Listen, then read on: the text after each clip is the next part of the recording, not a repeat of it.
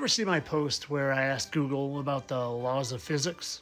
So I asked Google a question. I said, are the laws of physics independent of scale and size? And my response was yes, according to our current understanding of the laws of physics, they are considered independent of size and scale, meaning they apply equally to objects of vastly different sizes. Okay, that's what I thought. So in that video, I go on to point out how it's strange that when you fall off a small ball, you fall, and a big ball, you fall, but when you go around this big ball, you stick, and how water is always level and level and level, but when you get to a certain size, even though the laws of physics say they shouldn't change, all of a sudden water can curve.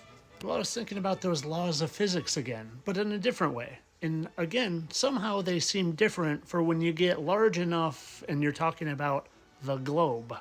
For example, we all know what it feels like to drive in a circle like my good buddy Jim Carrey here. And I don't know about you, but I used to hate this ride at the carnivals because I've always gotten motion sick. But I'll tell you what, I could certainly feel that I was spinning in circles here. And I never quite rode the merry-go-round like this, but when I did, I most certainly knew I was going in circles. And yeah, when you're in a plane and going at constant speed, you certainly don't feel it, but when you're turning, you do. And while maybe you don't know how fast you're supposed to be spinning, so maybe this will help you. As we know, it takes the Earth about 24 hours to complete a rotation. The circumference of the Earth is about 25,000 miles, so if you live at the equator, you're spinning at over 1,000 miles per hour. Well, there's more. We're just getting started. We also know that it takes the Earth roughly 365 days to orbit the Sun.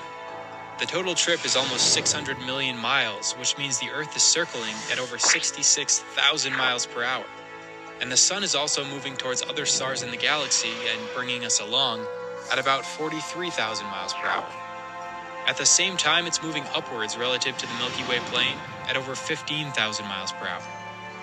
In addition to all that, the Sun orbits the center of the Milky Way once every 225 million years, moving at 483,000 miles per hour to make the trip. All things considered, we're moving at about 540,000 miles per hour as a solar system. And on top of all of that, the Milky Way is shooting through the universe. If we measure the galaxy's speed relative to cosmic background radiation from the Big Bang, we find it's traveling at an incredible 1.3 million miles an hour. But I'm sure it's just because we're moving at a constant rate of speed at all times that I don't feel it. And it's probably me just not understanding physics, and definitely not you not understanding where you really live. Those laws of physics sure are funny. Oh, and this was all for entertainment purposes. Of course, I know I live on a spinning ball hurling through infinite space, and I evolved from a chimp. Entertainment only.